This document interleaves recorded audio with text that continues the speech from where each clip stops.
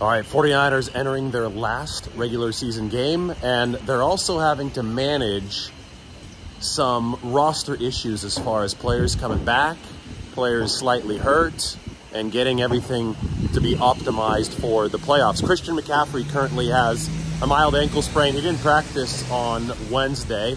Deebo Samuel and Elijah Mitchell, meanwhile, are back at practice for the 49ers. You know, the 49ers are so deep. They've built such an impressive roster that they've been able to operate on a philosophy of layering talent.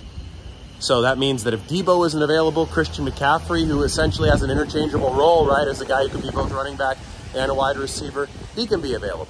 And, you know, if Elijah Mitchell isn't available, Deebo Samuel can fill in for him. So if you layer talent, you are insulated against the scourge of injuries. Now, the goal for the 49ers, once they hit the playoffs, is to make sure that they have all of the layered talent available. And then you could layer it within games. And then Kyle Shanahan can get extra creative with how he calls plays.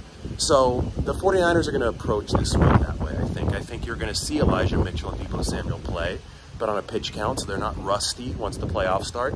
And I think that they might sit Christian McCaffrey. I'm not sure. We'll see what he does today, if anything, at practice.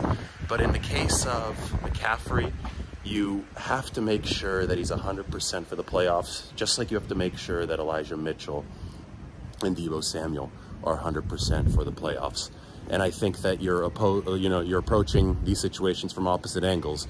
Samuel and Mitchell are healing up and ramping back into the practice, and McCaffrey is coming off of a minor ankle sprain here in the past game. Either way, once you get to the postseason and you manage this correctly, you'll be in a situation where you don't have to maximize the workloads for any of these guys because you have layered talent.